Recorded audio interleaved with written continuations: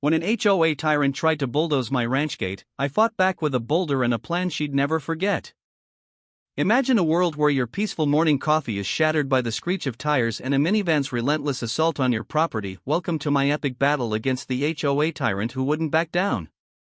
I was sipping my morning coffee on the porch, watching the sun rise over my quiet ranch, when the familiar screech of tires tore through the silence like a battle cry, followed by the metallic crunch of impact that rattled my bones.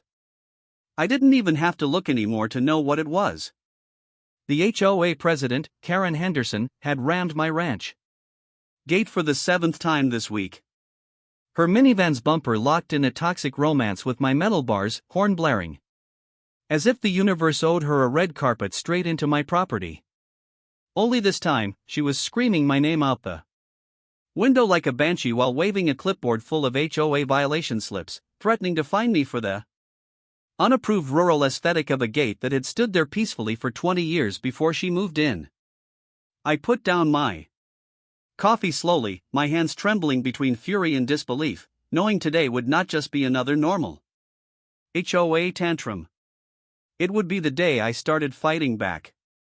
The madness had been building for months, ever since Karen was elected HOA president of the neighborhood development down the road, and decided that my ranch, which existed long before their cookie-cutter homes, was a personal offense to her suburban kingdom. She hated my dust road, my livestock, my hand-painted ranch sign, and above all, my front gate, which she claimed ruined the uniform curb appeal of the community. Every morning she'd storm down my private drive just to crash her car into my gate, shouting about how it needed to be removed for neighborhood harmony like I was living in some dictatorship where one woman's taste buds set the law of the land. At first I thought it was a joke, an eccentric neighbor with too much time on her hands. But the day she called animal control on my horses for standing too close to the fence line, I realized this was war. That morning, as I walked down my gravel path toward the gate, my boots crunching on the stones, Karen was still revving her engine, trying to pry her bumper free, screaming that my gate had attacked her car and she would be sending me the repair bill. I stayed calm because yelling at her only fueled her fire. Instead, I leaned against the fence, took another sip of coffee, and said in the driest tone possible, "Karen, you know there's a brake pedal, right?" Her face turned the same color as her cherry red lipstick, and she hurled a stack of HOA violation papers over the gate like they were grenades, each one threatening absurd fines for imaginary offenses. I caught one midair and glanced at it. Apparently, my driveway was non-compliant with HOA design codes. I laughed out loud. "Karen," I said, "this is a ranch, not a strip mall parking lot." That only made her angrier, and she rammed the gate once more for emphasis before backing out, with a dramatic screech, promising to make me regret my stubbornness. I thought that was the end of it for the day, but Karen didn't fight fair. By noon, the county sheriff was at my door, because she had reported me for illegal fencing, claiming I had stolen community property to build my gate. Luckily, the sheriff was an old friend who'd been around long enough to know my gate was older than Karen's entire subdivision. He rolled his eyes, muttered, "That woman needs a hobby," and drove off, leaving me stewing in frustration. This wasn't just about a gate anymore. It was about control, power, and the thrill she got from making my life miserable. She had turned my home into a battleground. And every day, I woke up knowing the next attack was coming. That evening, while repairing a dent in the gate left from her latest assault, my neighbor Bill drove by on his ATV, chuckling as he watched me hammer the metal back in place. "One day you're going to snap," he said. I wiped sweat from my brow, staring at the horizon as the sun dipped low, painting the sky blood orange. "Bill," I muttered, "one day isn't far off." That's when the idea first crept into my mind. A wild, borderline insane solution to my Karen problem. I wouldn't just fix the gate anymore. I'd make it indestructible, untouchable, and a trap she'd regret ever messing with. A boulder big enough to stop her antics cold. But before I could even plan it, Karen struck again. The next morning, at dawn, I was jolted awake by a thunderous crash, louder than before, followed by the sound of metal twisting. Rushing outside in my boots and undershirt, I found Karen standing beside her mangled minivan, yelling into her phone about property damage while pointing at my gate as though it had leapt in front of her like a wild animal. This time she had rammed it so hard the front of her car was crumpled like a soda can, steam rising from the hood. She spun around. When she saw me and screeched, "You'll pay for this. You hear me? The HOA will have your ranch demolished if I have to take this to the Supreme Court." I couldn't help it. I laughed so hard I nearly fell over. "Karen," I said between chuckles, "you've lost your mind if you think you can bully me off my own land." Her response was to throw a rock at my mailbox before storming off on foot, leaving her wrecked car still impaled on my gate like some bizarre trophy.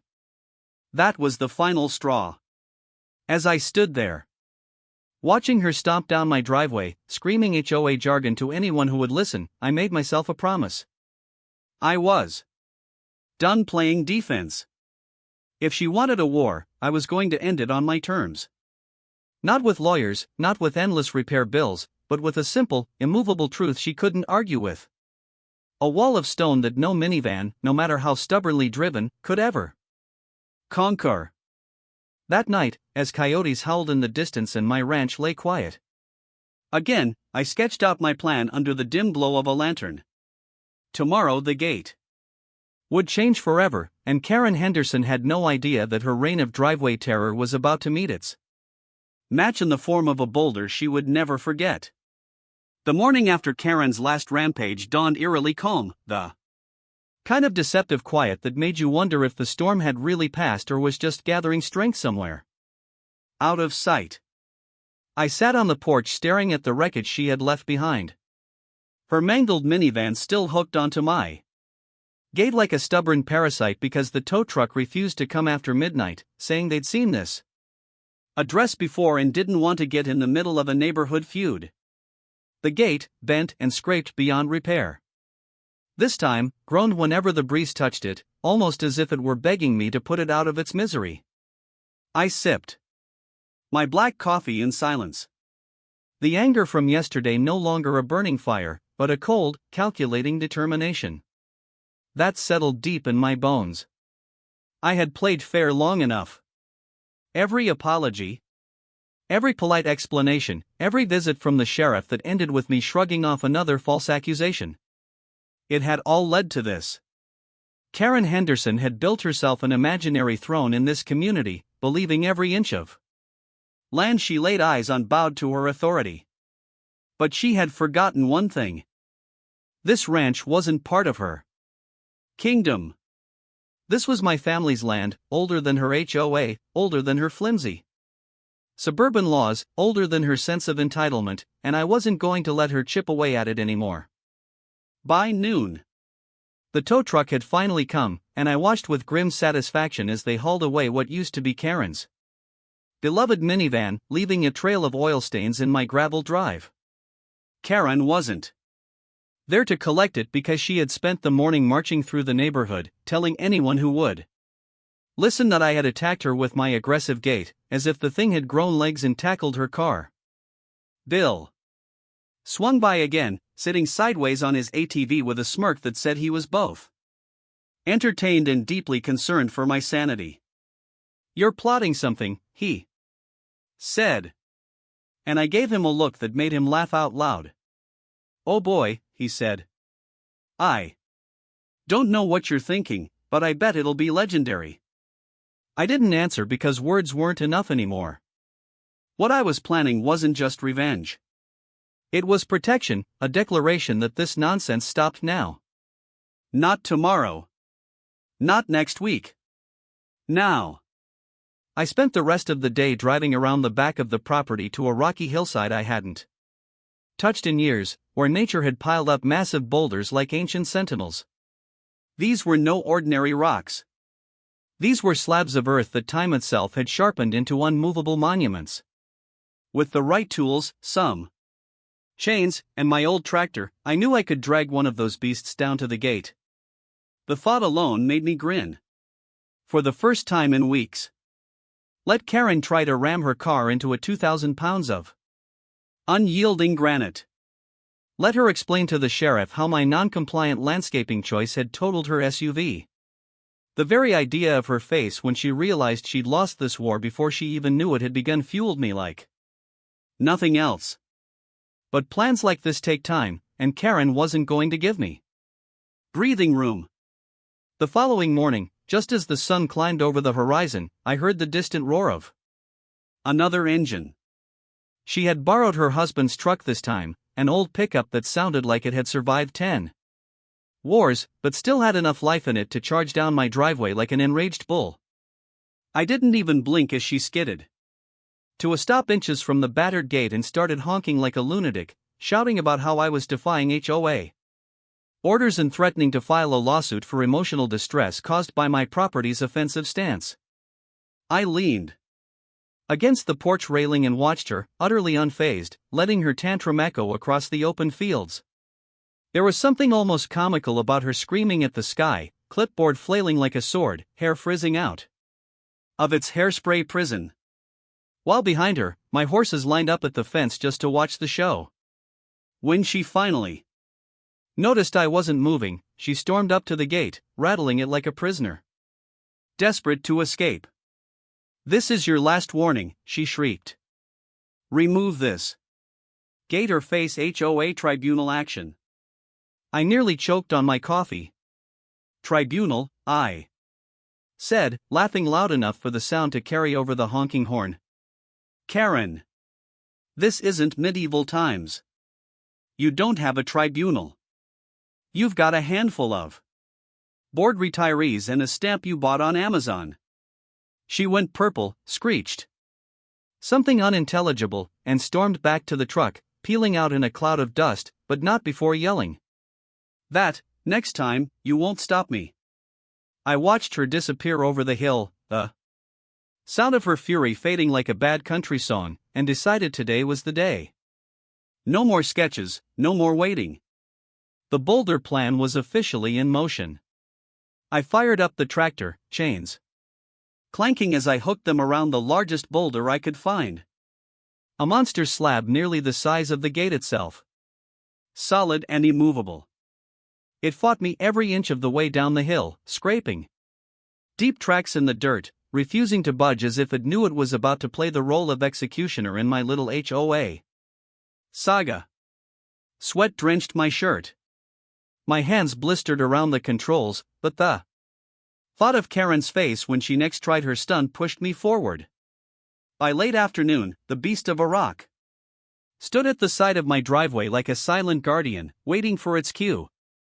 I spent hours rigging a system to swing it into place with the pull of a lever, locking it behind the gate at night or whenever Karen's headlights appeared on the horizon. It wasn't just a rock anymore. It was my line in the sand, my silent warning that this war would have consequences. Now that evening, Bill came back with a beer in hand, staring at the monstrous boulder now looming by the gate. "Good Lord," he muttered, mixing with amusement. "You're really doing it?" I didn't answer, just gave a small nod while tightening the chains that would hold the trap in place. "Karen's going to lose her mind," he said, chuckling darkly. "She's going to lose more than that," I muttered, not meaning harm, but knowing full well that her arrogance had blinded her to the fact that actions have repercussions.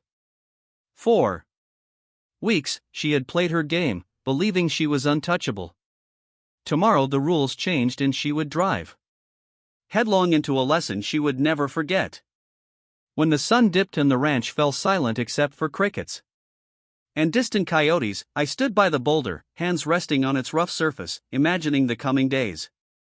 I could already see it, her headlights cutting through the dawn mist, the screech of tires, the impact not against my fragile gate but against the indomitable wall of earth I had set in her path. Maybe then she would finally understand that my home wasn't her toy, my land wasn't her HOA's playground, and my patience wasn't infinite. As the stars stretched across the sky above me, I felt something I hadn't felt in months. A strange simmering peace, not because the battle was over, but because for the first time I knew how it would end, and Karen Henderson would not be the victor. Dawn broke with a strange tension hanging in the air, like the world itself knew today would not be like any other day on this ranch.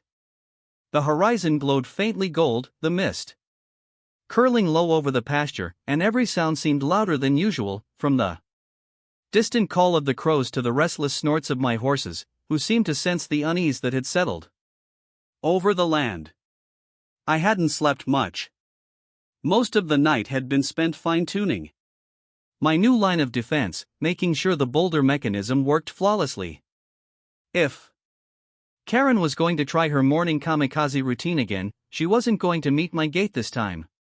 She was going to meet something a lot less forgiving, something that couldn't be bent, bullied, or bought off with an HOA fine. As I stood there tightening the last chain and wiping the sweat from my brow despite the early chill, I felt that odd mix of anticipation and dread that comes right before a storm you know you can't stop. Sure enough, right on schedule, I heard the telltale sound of an engine revving hard on the asphalt road beyond the hill, like an angry animal sniffing out its prey.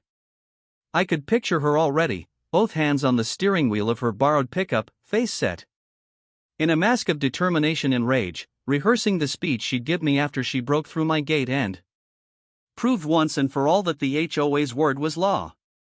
My hands tightened around the lever of the trap, my jaw clenched. Part of me hoped she'd learned her lesson yesterday and wouldn't try again. The larger part of me knew Karen Henderson didn't learn lessons.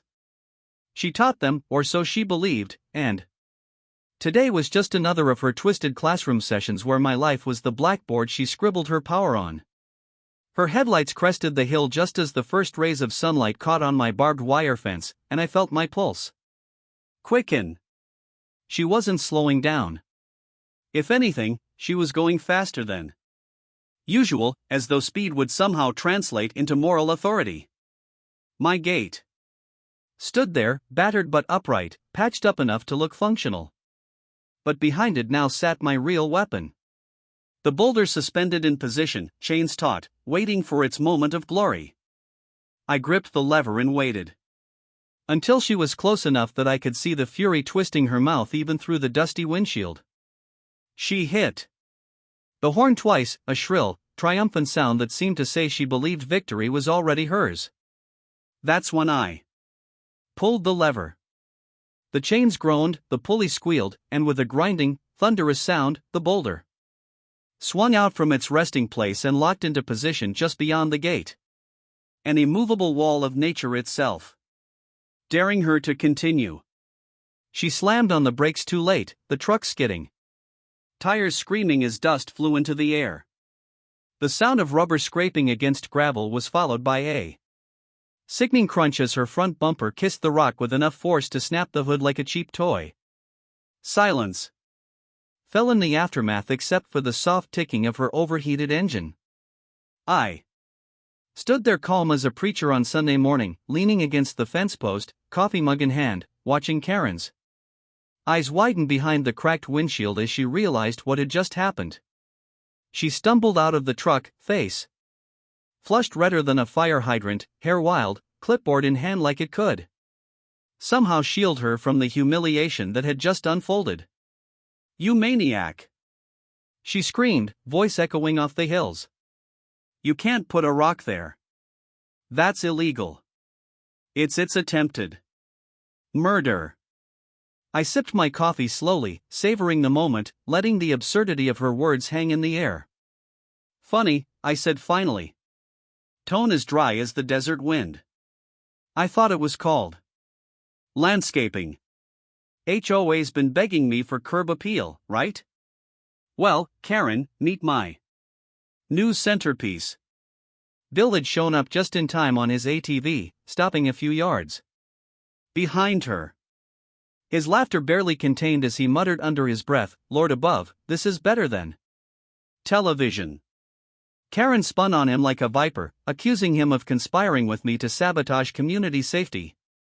But Bill only tipped his hat and said, "Lady, if you keep driving into things, that's on you." The absurdity of it all was almost too much. Here was a grown woman, self-appointed queen of an HOA, that technically had no jurisdiction over my ranch, throwing a tantrum because her personal crusade had finally met an immovable object she couldn't bully into submission. She stomped around the driveway kicking at the dirt, threatening lawsuits, promising to call the sheriff, the mayor, even the governor if she had to, claiming this was a violation of every rule in the HOA handbook. I let her rant, my face a mask of calm, though inside I was finally tasting victory for the first time in this long, ridiculous war. When the sheriff's truck did eventually pull up, it was the same friend of mine from before, stepping out slowly, eyes darting between Karen's wrecked vehicle and the massive rock now part of my driveway's decor. He rubbed his temples, like a man who had seen one too many of these confrontations and was aging 10 years with every minute of HOA madness. "What's the complaint this time?" he asked wearily. Karen launched into a tirade about how I'd endangered her life, how my booby trap was a criminal act, how she'd sue for millions in damages. The sheriff let her finish, nodding slowly, then turned to me. "So, let me get this straight," he said, struggling not to grin. "You put a boulder on your own property, and she drove into it." I nodded once. The sheriff looked back at Karen, lips twitching. "Ma'am," he said, last I checked, rocks don't jump in front of trucks. You might want to work on your driving before you blame geology." Karen looked like she was about to combust right there, screaming that this wasn't over, that I'd rue the day I'd crossed her. But even as she spat threats, there was a flicker of uncertainty in her eyes. A dawning realization that for all her power plays and HOA decrees, she had finally met a wall that couldn't be moved with a signature or a scream. The sheriff eventually convinced her to leave, arranging for yet another tow truck to drag away yet another of her victims, but not before she leaned in close to me, hissing that the HOA has ways you can't even imagine. I simply smiled and said, "So does this ranch," letting the weight of my words linger in the air as she stormed off. That evening, as the sun dipped low and the sky turned shades of violet and crimson, I stood by the gate once more, this time feeling a strange calm in my chest. Bill joined me, handing me a cold beer, as we watched the last tow truck of the day disappear down the road. "Think she'll try again?" he asked. I shrugged, eyes fixed on the distant neighborhood lights flickering like fireflies. "She might," I said. "But next time it won't be my gate or my rock that break. It'll be her pride." We clinked bottles, the ranch quiet again, though the silence carried a new weight now, like the opening of a chess match where the first real move had been made. The war with Karen Henderson wasn't over. But for the first time, I felt like I wasn't just surviving it. I was winning, and the game had only just begun. The next few days after the Boulder incident were strangely quiet, an eerie calm that didn't feel like victory, but more like a pause before the next storm. I kept waiting for Karen's engine to roar down my driveway again, waiting for the sound of screeching tires and the familiar war cry of HOA nonsense that had been my morning soundtrack for weeks. But nothing came. The silence was unsettling, like a rattlesnake coiled in the grass, just out of sight, waiting for the right moment to strike. I spent my time mending fences, feeding the horses, and pretending life was back to normal. But deep down, I knew Karen Henderson wasn't the type to let a battle end in a stalemate. She hadn't been humiliated just once. She'd been publicly defeated in front of neighbors, the sheriff, and even Bill, who had no Doubt spread the story of her truck meeting my Boulder far and wide. For someone like Karen, who thrived on control, that wasn't just a setback. It was a declaration of war, and I could almost feel her plotting her next move from across the hills. On the fourth day, my prediction came true. Bill drove up the dirt road on his ATV, a grin plastered on his face that told me before he even spoke that he had news worth hearing. "You're not going to believe what Karen's up to now," he said, hopping off and handing me a folded piece of paper. It was a flyer crudely printed with the headline, "Emergency HOA Meeting. Dangerous Ranch. Hazards threaten community safety." Below that was a list of my so-called crimes. Illegal fortified gate, reckless placement of deadly boulders, non-compliant ranch activities, and my personal favorite, emotional trauma inflicted on HOA leadership. According to the flyer, Karen had called a mandatory meeting of every homeowner in the neighborhood that night at their community center to address the menace. That was me. Bill was nearly crying with laughter as he read it out loud. Especially the part where Karen claimed my psychological warfare tactics were making it impossible for her to sleep peacefully at night. I shook my head, torn between fury and amusement. If she wanted a war in front of the entire community, I wasn't going to hide. I'd been quiet long enough. It was time. These people heard my side of the story, unfiltered and backed by the truth. That evening, I drove into the neatly paved streets of the subdivision, my old pickup truck sticking out like a sore thumb among the shiny SUVs parked in perfect rows. The community center was packed, neighbors buzzing with gossip as Karen stood at the front like a self-proclaimed general rallying her troops. She wore a blazer 2 sizes too tight and clutched her HOA binder like it was a sacred text. Her eyes lighting up when she saw me walk in, like she'd been waiting for this showdown all day. The murmurs grew louder as I took a seat in the back, every head turning to see the rancher who'd apparently turned their HOA kingdom upside down. Karen launched into a dramatic speech about how I was a dangerous element, spinning wild tales about my Boulder trap being a militarized weapon, my livestock being biohazards, and my gate a community threat that defied urban planning harmony. Each exaggeration was worse than the last, and I sat there biting my tongue, letting her dig her own grave with every word, until finally someone raised their hand and asked, "Wait, didn't you ram his gate first?" That was my cue. I stood slowly, every eye on me, and made my way to the front, Karen sputtering about unauthorized participation, but unable to stop me. I cleared my throat and spoke with the calm, steady tone of a man who had had enough of being the villain in someone else's fantasy war story. I told them about every time Karen had driven uninvited onto my private land, every false report to the sheriff, every moment she'd put her car through my gate, not because of safety, but because of her obsession with control. I described how she'd threatened me, how she'd thrown rocks, how she'd weaponized her HOA position to harass me relentlessly, and finally how I had placed one single boulder on my own property to protect myself and my home from further attacks. The room was dead silent by the time I finished, a silence that weighed heavily on Karen as her face twitched with barely contained rage. Then unexpectedly, one of the neighbors spoke up. A man I didn't know stood and said, "Karen, I've seen you drive down there every morning." "We all have. Maybe you should leave the rancher alone." A woman followed, saying she was tired of the HOA fines over trivial nonsense like mailbox colors and fence heights, clearly emboldened by my words. One by one, more voices rose, questioning Karen's authority, pointing out that my land wasn't even under HOA jurisdiction. Karen's face turned paler with each comment, the control she clung to slipping through her fingers like sand. Finally, in a last desperate attempt to save face, she screamed that I was a menace to civilized living and stormed out, slamming the community Centered doors behind her so hard they rattled on their hinges.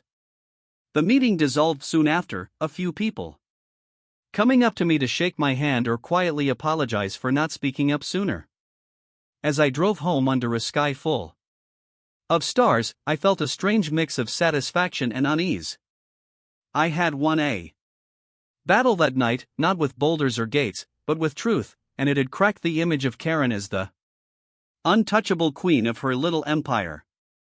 But something told me this wouldn't stop her. If anything, public humiliation would make her more dangerous, more desperate to prove she could win against me, no matter the cost. When I pulled up to the ranch, the boulders stood silent by the gate, the moon casting long shadows over the land. And I realized this war wasn't ending anytime soon. Karen Henderson wasn't the kind of person who gave up. She was the kind who doubled down, who'd claw and scrape for power until there was nothing left to cling to. I patted the boulder like an old friend and muttered, "Get ready, big guy. Something tells me the worst is still coming," before heading inside, knowing sleep would be a distant dream tonight. The next morning came with heavy clouds rolling across the horizon, the kind that hinted at a storm, and I couldn't tell if it was just weather or a bad omen. I sat on the porch, nursing my coffee, staring out at the boulder, standing firm beside my gate. And my gut told me Karen wasn't finished. The silence since the HOA meeting was too sharp, too deliberate, like she was licking her wounds and plotting something big. Karen Henderson wasn't the kind of person who lost battles gracefully. No, she was the type who came back twice as hard, convinced that persistence alone would bend reality to her will. Bill came by mid-morning, shaking his head and laughing as he tossed me a newspaper someone had left in his mailbox. Right there on the front page of the neighborhood section was a picture of Karen pointing furiously at my gate. The headline reading, "Local HOA President Claims Rancher Endangers Community." The article was full of Karen's usual brand of fiction, claiming I had set up deadly obstacles, that my ranch was a threat zone, and that she was petitioning for emergency legal action to remove hazards to civilized living. Bill snorted and said, "She's turning this into a political campaign," and I couldn't disagree.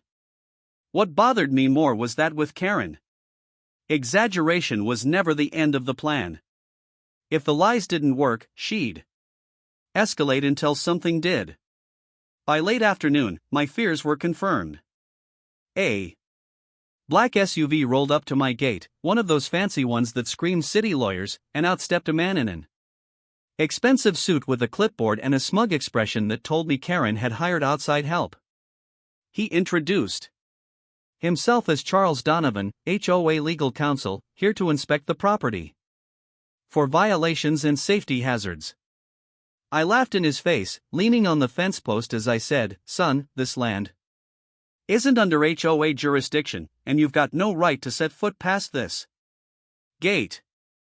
He smirked like a man who thought paperwork gave him more power than common sense and proceeded to take pictures of my gate, the boulder, even my livestock like they were part of some crime scene investigation. I could almost hear Karen's voice in his rehearsed tone as he warned me that legal repercussions are inevitable unless you comply with HOA demands.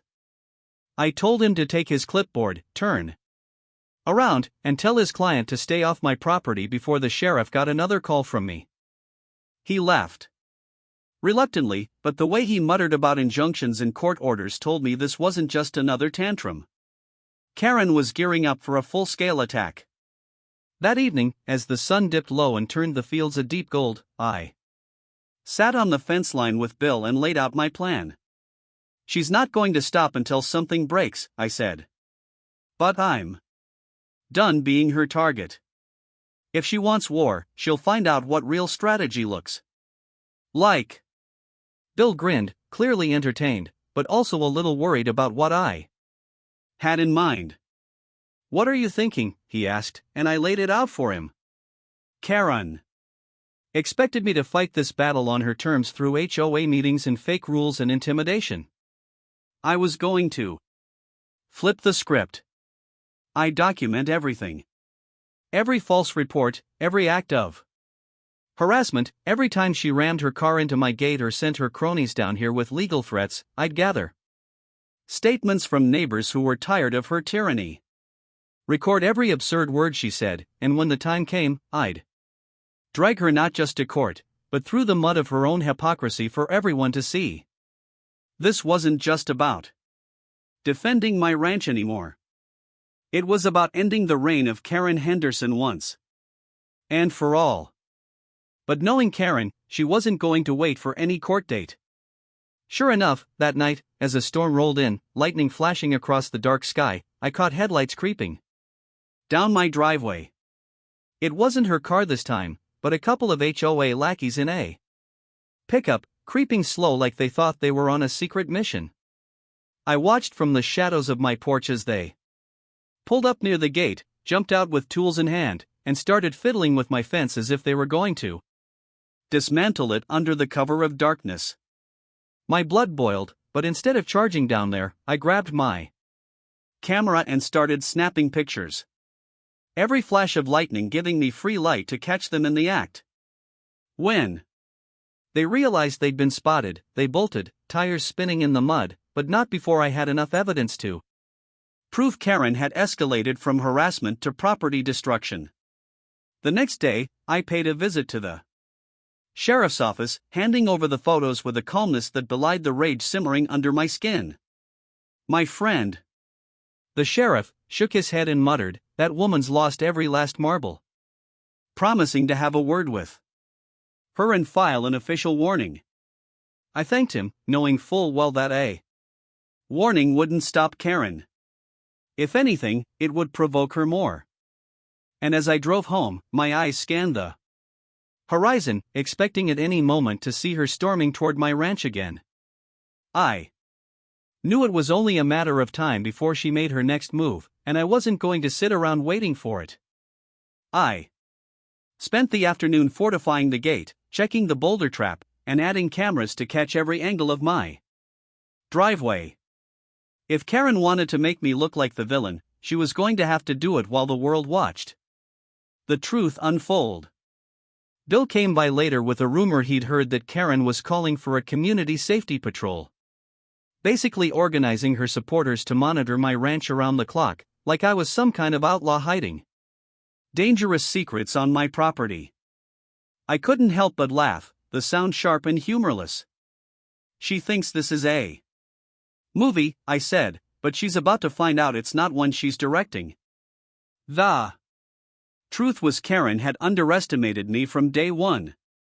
She thought I'd roll over, cave to her HOA power games, and when I didn't, she thought intimidation and lies would do the trick. But this ranch had weathered droughts, wildfires, and storms far worse than one woman on a power trip. I wasn't just defending my home anymore. I was fighting to make sure no one else in this neighborhood ever had to live under her tyranny again. That night, as I stood at the gate under the light of a waning moon, I felt the weight of the coming battle pressing on me. I could see it playing out in my mind. More false accusations, more legal threats, more underhanded tactics, all leading to a final confrontation where one of us would walk away with our reputation intact, and the other would be exposed for what they truly were. I placed my hand on the boulder, my silent partner in this absurd war, and made a vow that this wouldn't end in another stalemate or another morning of chaos. This would end with Karen Henderson defeated so completely she'd never dare ram another gate or bully another neighbor again. And as the wind picked up and distant thunder rolled over the hills, I knew the storm brewing over my land wasn't just from the weather. It was the inevitable clash between truth and tyranny. And it was coming fast. The storm that had rolled over the ranch the night before felt like a warning from the heavens, a low rumble promising that chaos was close. And by morning, that promise began to take shape. I woke to the sound of distant shouting and engines on the other side of the hill. The kind of commotion that didn't belong to one car, but several. Pulling on my boots and stepping outside, I could see a convoy of SUVs and trucks coming down my dirt road like some kind of suburban militia. HOA flags taped to antenna, headlights blazing, even though the sun was already up. Karen had mobilized her army. And this time, she wasn't coming just to ram my gate or throw rocks at my mailbox. This was an organized spectacle, a desperate attempt to regain the power she had lost after the community meeting humiliated her. I could already imagine her standing at the head of this self-proclaimed task force, ready to deliver another lecture about how my ranch was a danger to civilized life, and I knew before the first tire touched my driveway that this day was going to test every ounce of patience and strategy one had left.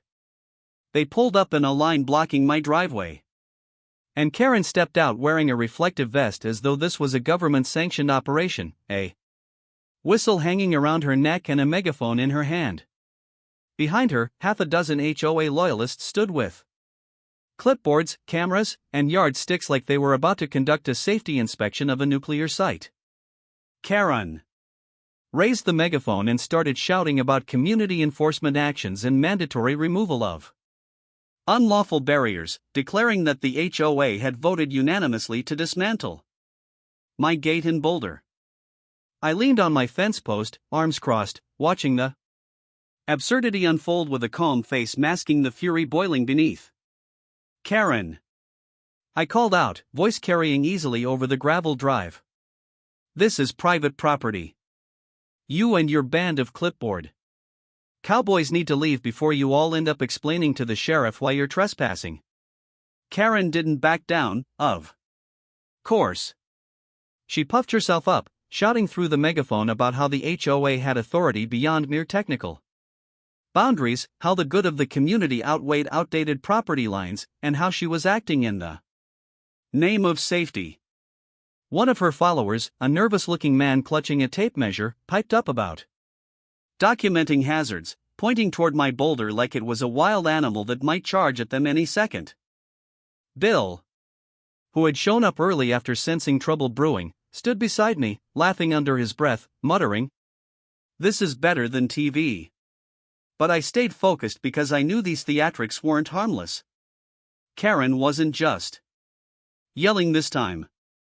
She had a plan, and judging from the power tools some of her minions were unloading from their trucks, it involved physically tearing down my gate, whether I liked it or not. The first warning came in the form of a man with a crowbar stepping toward my fence, muttering about compliance. Enforcement. I pulled out my phone, recording every second, and called out loudly enough for everyone to hear. Step 1 foot past that gate, and you'll be explaining to the sheriff why you're destroying private property. The man hesitated, glanced nervously at Karen, who waved him on like a general ordering troops into battle. Before he could move another inch, the roar of another engine filled the air, and the sheriff's truck barreled down the road faster than I'd ever seen it go, gravel spitting out from under its tires. He jumped out, hand on his belt, eyes wide with disbelief at the scene in front of him. "Karen," he barked. "What in God's name do you think you're doing?" She launched into a speech about how this was a lawful HOA action, how I was a menace, how they had every right to enforce rules for the safety of the collective. The sheriff wasn't buying it. His expression shifting from tired to downright angry as he pointed out that my ranch was not, had never been, and would never be under HOA control. But Karen was beyond reason now. The humiliation of the last few weeks had twisted into obsession, and she wasn't leaving without a fight. She screamed about road landowners, accused the sheriff of favoritism, and demanded immediate arrest for my hazardous landscaping choices. The sheriff calmly warned everyone that another step toward my property would result in trespassing charges, his hand hovering near his cuffs as a clear warning. The HOA volunteers, clearly not ready to spend a night in county jail for Karen's crusade, began to back off, mumbling excuses as they shuffled toward their cars. Karen, however, doubled down, marching up to the gate and pointing a shaking finger at me, shrieking that this isn't over. This will never be over. Her voice cracked with something beyond anger, a desperation that made even her loyalists pause in discomfort. I kept my face neutral, not giving her the reaction she wanted, just calmly filming and saying, "Every time you do this, Karen, you make my case stronger." The sheriff finally had to guide her back to her SUV, threatening her with a restraining order if she ever attempted another stunt like this. When they finally drove off, engines revving in a retreat that was anything but dignified, the ranch felt heavy with the aftermath of chaos. Bill let out a long whistle, shaking his head. "That woman's losing it," he said, and I nodded, knowing he was right. This wasn't just about a gate or a boulder anymore. This was about control, and Karen couldn't stand the fact that mine was the one place she couldn't reach. The rest of the day passed in tense quiet, the kind of silence that comes after a battle, won't be the last. I uploaded the footage I'd recorded to every neighbor group chat and social media page I could think of, making sure the truth spread faster than Karen's lies. Messages started flooding in from other residents thanking me for standing up to her, sharing their own stories of fines for trivial things, intimidation tactics, and outright bullying from the HOA. I realized then that this war had grown bigger than my ranch. It was about every person who'd been pushed around by someone like Karen, every neighbor who'd been too scared to fight back. If I could hold my ground long enough, I could do more than just keep my gate standing. I could tear down the entire illusion of Karen's power. That night, as I stood under the stars beside my boulder, I felt a new kind of determination settle in my chest. Karen Henderson was unraveling her desperation, making her reckless, and that made her dangerous. But it also made her predictable. She would come again, maybe with more lawyers, maybe with another mob of HOA zealots, maybe with something even crazier I hadn't imagined yet. Whatever it was, I'd be ready. Not just with rocks and gates this time, but with every piece of truth and every ounce of resolve I had left. The line had been drawn. The whole community had seen where right and wrong truly stood. And when the final clash came, it wouldn't be about whose rules applied. It would be about who had the courage to stand firm when bullies came knocking. And I intended to be the last one standing. The final showdown came on a morning that looked deceptively peaceful, with golden sunlight spilling over the fields and a soft breeze moving through the tall grass as if nothing in the world could disturb the calm. But my gut told me this was the day everything would come to a head. The day Karen would either retreat for good or go down, swinging in the kind of spectacle only she was capable of creating. I was on the porch sipping my coffee when I noticed a strange convoy rolling up the road toward my ranch. Not just cars this time, but a news van, a county code enforcement truck, and at least 2 vehicles that looked like private security hired from who knows where. Karen had assembled her biggest act yet, and this time she wasn't just bringing HOA flyers and a megaphone. She was bringing an audience, determined to humiliate me publicly and crush the last bit of resistance standing in her way. Bill had arrived early, sitting on the porch rail with his usual grin that meant trouble was close. And when he saw the spectacle approaching, he let out a low whistle and muttered, "She's really lost her marbles this time." I just set my coffee down, heart steady, despite the absurdity of what I was seeing, and said, "No, Bill. This is the moment we finish this once and for all." The caravan stopped just outside my gate. And Karen emerged like a general stepping onto a battlefield, dressed in a tailored suit jacket and carrying a folder thick enough to choke a horse. Cameras followed her every step as she marched toward the gate, yelling about reckless landowners endangering civilized life and waving what she claimed were emergency court orders, demanding immediate removal of my gate in Boulder. Behind her, a cameraman From a local news station filmed every word while two hired guards with crossed arms stood ready as if expecting a riot. I stayed calm, phone in my pocket already recording, and walked slowly toward the gate until I stood on my side of the fence, only a few feet away from Karen's theatrics. She slammed the folder against the gate and declared that I had one final chance to comply before legal action and forced demolition. Her voice pitched high for the cameras, her face a mask of smug triumph, as if victory was already assured. I let the silence stretch for a moment, long enough for every camera and every neighbor watching from a distance to feel the tension between us. Then I pulled out my own folder fat with evidence, every photo, video, and signed statement from witnesses documenting months of harassment, trespassing, false reports, property damage, and outright stalking committed by Karen Henderson in her delusional quest for control.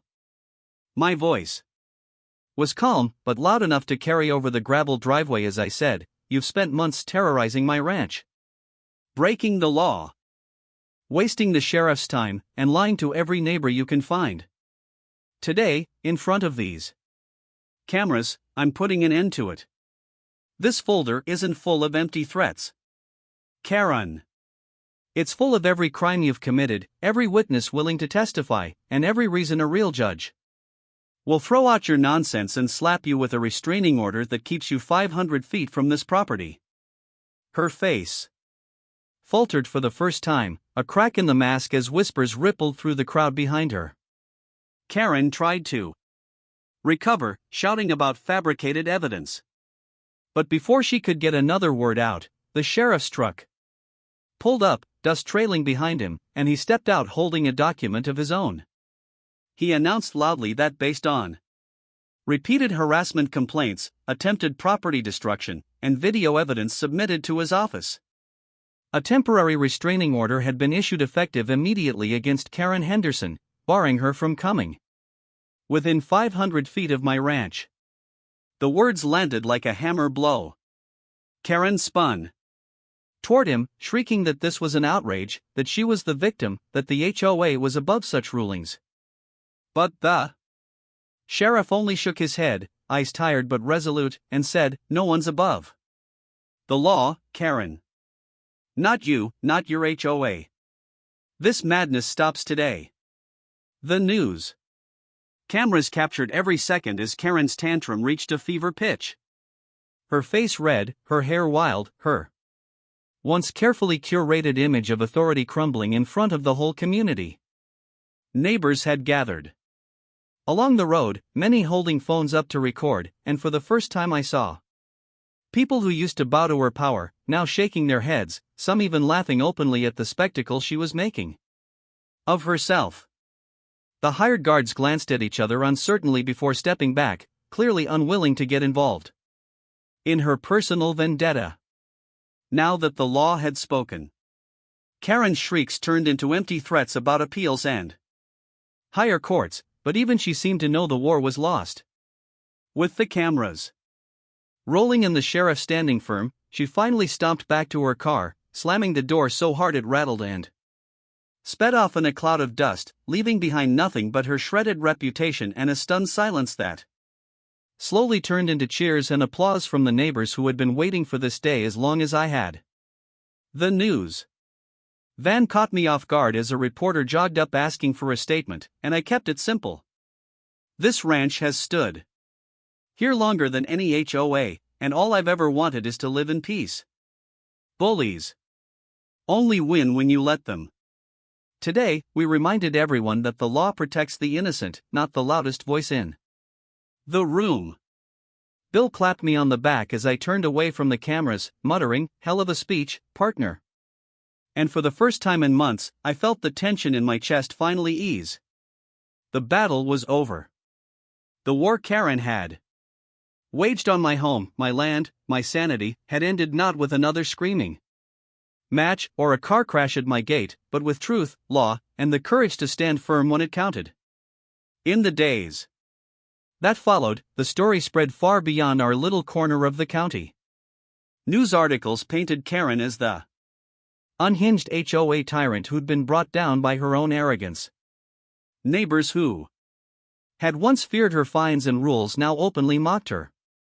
Petitions circulated to remove her from HOA leadership, and word eventually came that she had resigned in disgrace, her power stripped away like a crown made of paper.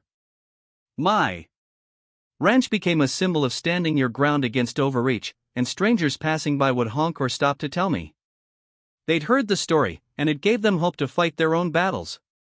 One evening, not long after, Bill and I sat on the porch, watching the sunset, the Boulder still standing sentinel by my gate, untouched for days now that no one dared challenge it. He took a swig of his beer and said, "You think it's really over?" I thought about it for a moment, the months of chaos flashing through my mind, every absurd battle. Every time I'd wondered if I was losing my sanity in this ridiculous war. Then I looked at the quiet road, the peaceful fields, the untouched gate, and I said, "Yeah, Bill. I think this time the peace is real." We sat in comfortable silence as the sky burned orange and purple, the land stretching out calm and free, and for the first time in what felt like forever, I believed it. The HOA queen had been dethroned. My home was safe, and the only thing rolling down my driveway now was the evening breeze. The war was finally over, and I had won it without ever having to surrender the gate that had stood as stubbornly as I had through every storm Karen had thrown my way.